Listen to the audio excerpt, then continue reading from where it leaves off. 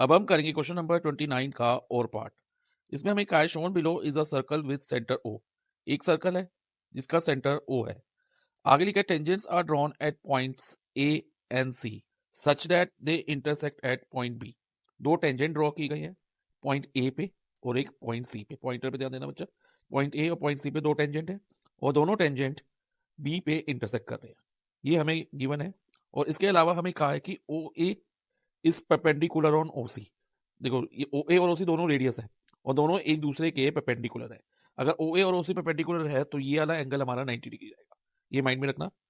और हमें प्रूव करना है then show that quadrilateral O A B C is a square.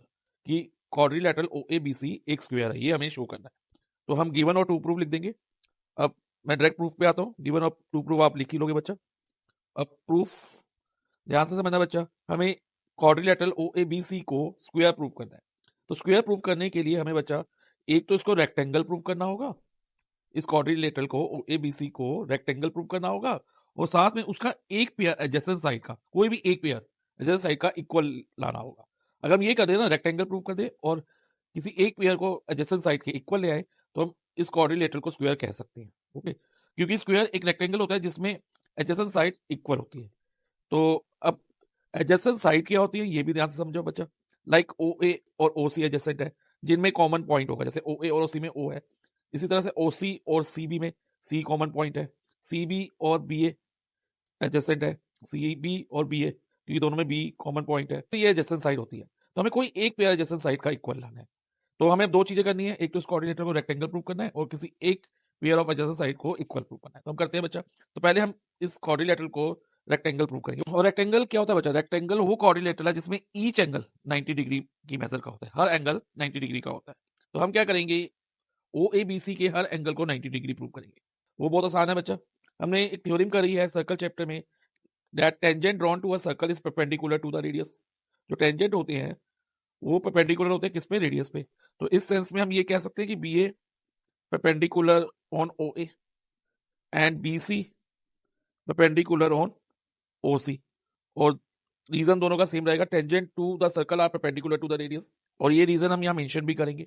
Okay, अब अगर बच्चा ओ ए और ए बी परपेंडिकुलर हो गए तो ये जो एंगल ए है हमारा 90 डिग्री हो जाएगा। तो एंगल ए 90 होगा। और इसी तरह से जब बी सी और ओ सी परपेंडिकुलर हो गए तो एंगल सी भी हमारा 90 डिग्री होगा। तो देखो बच्चा, 4 में से 3 एंगल हम 90 प्रूव कर चुके हैं ओ ए बी सी का। अब फोर्थ एंगल हमें 90 डिग्री लाना है। इसके लिए हम क्या करेंगे, angle sum property of quadrilateral use करेंगे। तो हम लिखेंगे in quadrilateral O A B C angle A plus angle O plus angle C plus angle B is equal to 360 degree. ये होती है angle sum property of quadrilateral. Okay, तो angle A is 90 degree, angle O भी 90 है और angle C भी हमने 90 find किया है और एंगल बी हमें फाइंड करना है।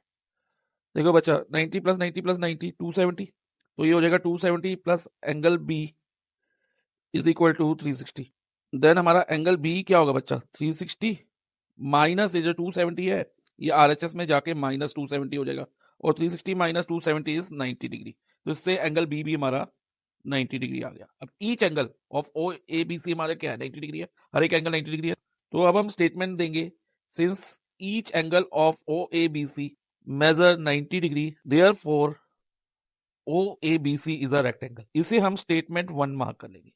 स्टेटमेंट 1। ओके, अब नेक्स्ट हमें क्या करना है, रेक्टेंगल हमने प्रूव कर दिया। अब इसको स्क्वायर बनाने के लिए हमने बताया रेक्टेंगल प्रूव करना है और साथ में एक pair of adjacent side equal आना है, वन एनी वन पेयर। तो अब एडजेसेंट साइड कैसे इक्वल आएगी?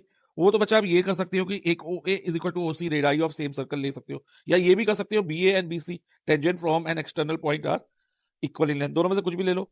तो मैं ये ले रहा हूँ रेडियस वाला part, O A is equal to O C, reason radii of same circle. तो O A is equal to O C हो गया, इसे इक्वेशन 2 मान लेंगे। अब फ्रॉम 1 एंड 2, तो स्टेटमेंट 1 और इक्वेशन 2 से हम ये कह सकते हैं कि ओ ए बी सी एक स्क्वायर है, क्योंकि वो एक रेक्टेंगल हो गया जिसमें adjacent side, one pair of adjacent side equal आ रही है।